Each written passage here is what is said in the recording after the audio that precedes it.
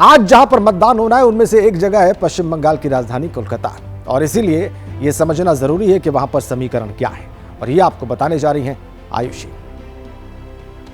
बंगाल की बात हम राजेंद्र कर रहे हैं। काफी दिलचस्प सीटें यहां पर है, हॉट सीट यहां पर है, लेकिन बात अगर की जाए कोलकाता की तो वहां पर कौन कौन उम्मीदवार हैं ये भी बता दे। देखिए, सुदीप बंदोपाध्याय टीएमसी की तरफ से 5 बार लोकसभा का चुनाव जीत चुके हैं, इन्हें मैदान में उतारा गया है। दूसरी तरफ अगर बीजेपी की बात की जाए तो तापस रॉय को बीजेपी ने इस बार उम्मीदवार बनाया है और मैदान में उतारा है। तो कहीं ना कहीं इन दोनों बड़े चेहरों के बीच में जो मुकाबला है वो माना जा रहा है।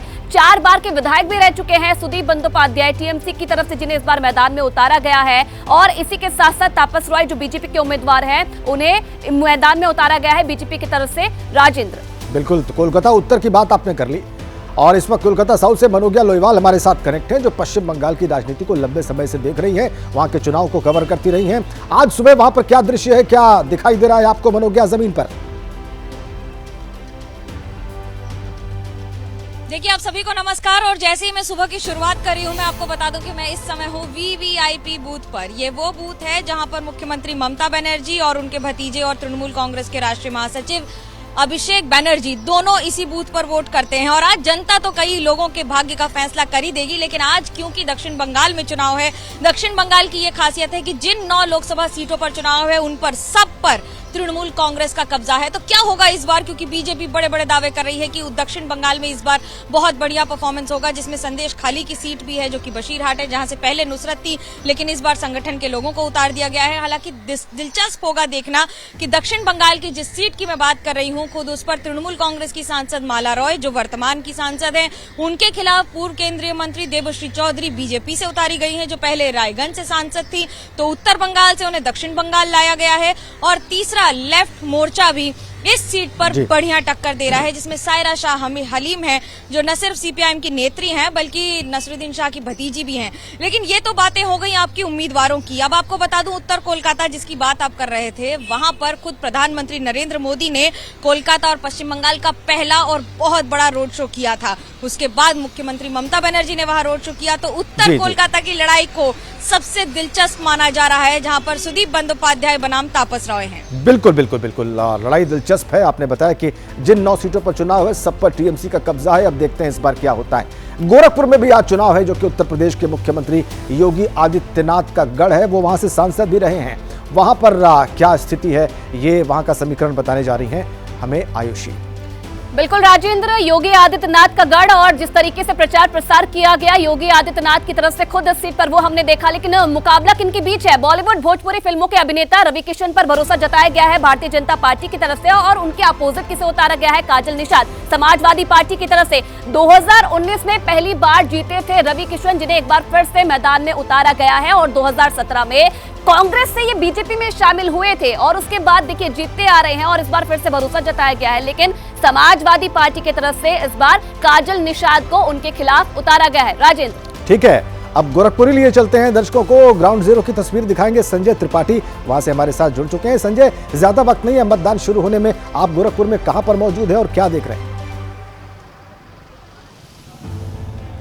मैं देखिए गोरखनाथ मंदिर के पास मौजूद हूँ, और मेरे ठीक पीछे जो राजेंद्र आप पोलिंग बूथ देख रहे हैं, यही वो पोलिंग बूथ है जहाँ पर मुख्यमंत्री योगी आदित्यनाथ आकर के थोड़ी देर बाद मतदान करेंगे। सुबह 7 बजे का वक्त है जब योगी आदित्यनाथ को यहाँ पर आना है, और आप देख सकते हैं तैयारियाँ पूरी हैं, सुरक्षा के इंतजाम बेहद पुख्ता हैं। और गोरखपुर की सीट की अगर मैं बात करूँ तो ये परंपरागत भारतीय जनता पार्टी की सीट रही है, और हमेशा से आपने देखा होगा खुद मुख्यमंत्री योगी आदित्यनाथ भी यहाँ से सांसद रहे हैं लंबे समय तक।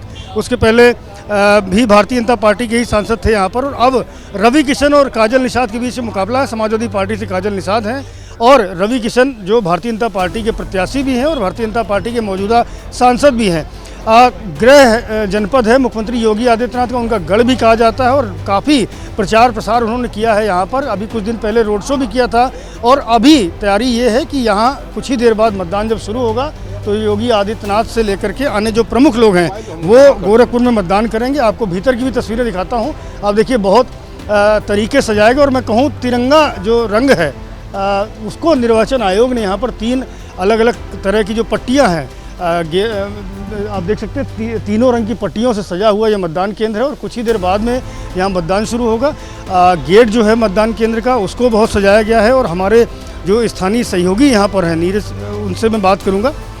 क्या कहेंगे गोरखपुर की सीट को लेकर के, क्या स्थिति है, क्या समीकरण?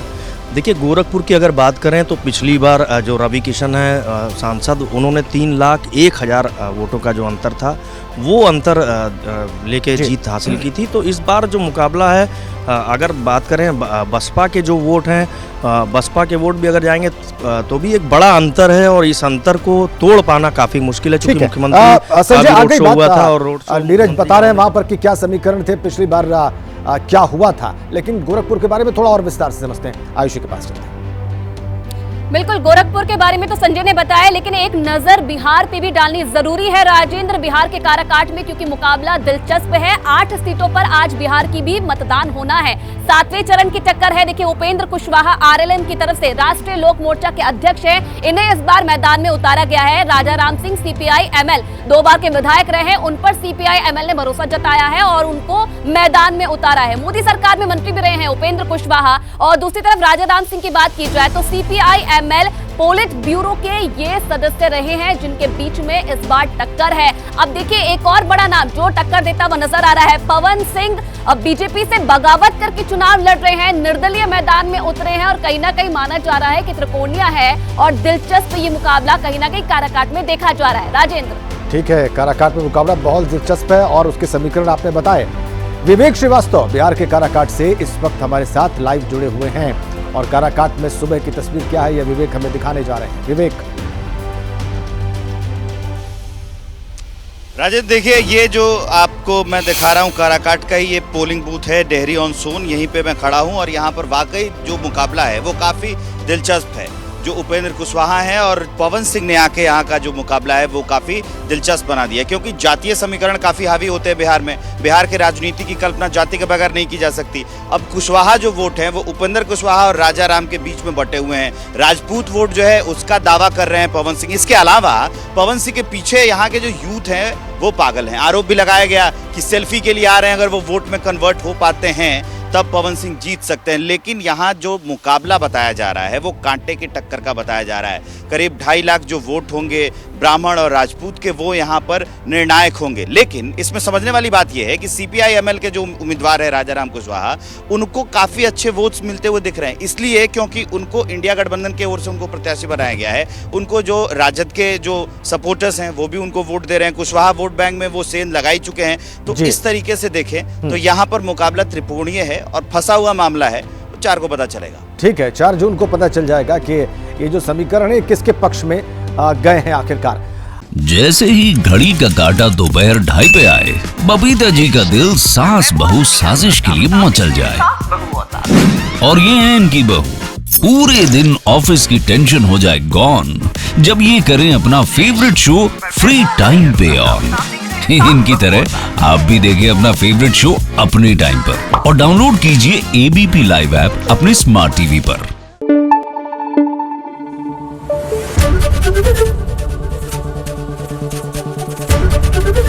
एबीपी न्यूज आपको रखे आगे।